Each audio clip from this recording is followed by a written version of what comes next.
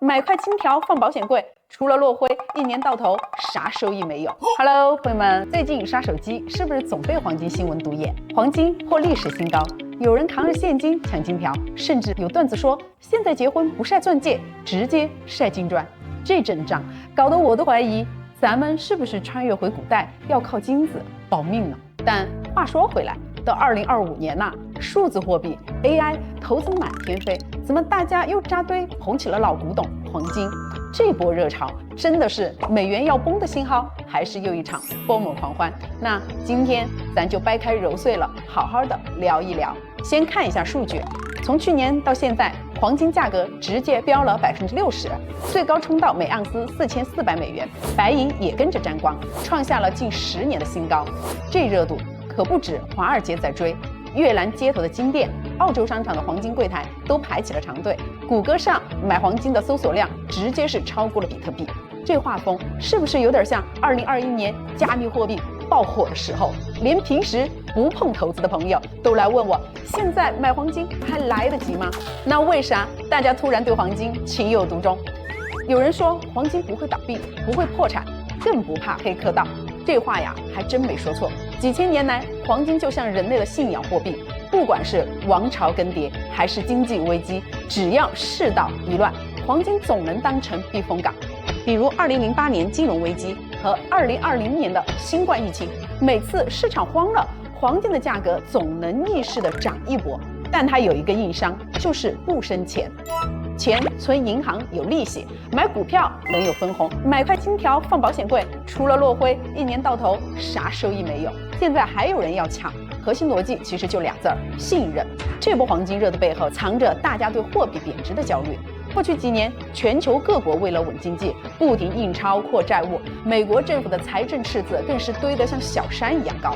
慢慢的，有人开始犯嘀咕：美元还靠谱吗？这些纸币会不会哪天就不值钱呢？于是贬值交易的说法开始在市场传开。简单说就是我不信任数字货币，也不信任纸币，宁可攥着实实在在的黄金，心里才踏实。更关键的是，连各国央行都在囤金。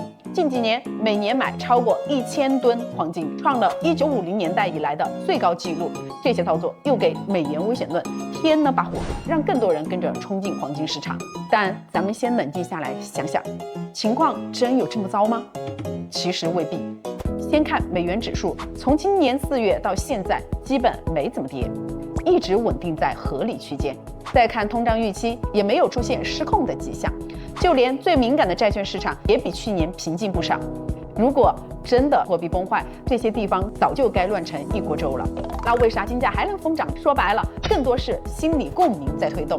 就像以前房价涨，有人怕踏空，连夜排队买；比特币涨，有人跟风买入，盼暴富。这波黄金热也带着浓浓的 FOMO 味道，别人都在买，我不买，是不是亏了？很多人买黄金，其实不是信美元要崩，而是怕错过赚钱机会。但是大家别忘了，黄金可不是只涨不跌的神话。翻一翻历史就知道，黄金高光后崩的事儿不是没发生过。1980年，黄金创下当时的历史新高后，直接暴跌了1/3，很多高位接盘的人套了10几年才解套。2011年更狠，金价刚破2000美元，就一路跌了近30%。不少人以为能避险，结果成了被割的韭菜。每次都是这样，开始大家喊避险，后面越涨越疯狂，最后变成了高位接盘。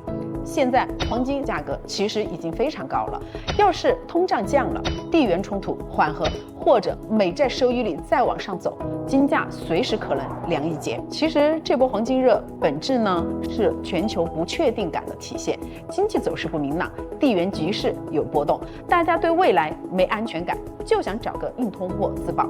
不管是黄金、比特币还是房地产，都是这种焦虑的出口。但如果真的想长期持有黄金，得先想明白一点，黄金不是投资品，更像保险，它是你资产里保命的那部分。比如遇到极端情况，能帮你扛住风险，但别指望靠它暴富。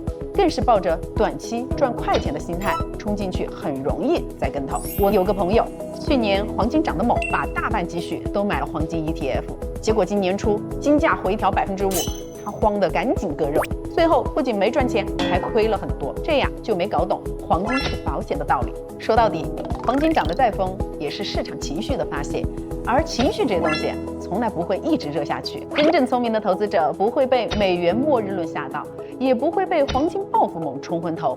他们知道，再闪亮的金子也比不上理性的思考。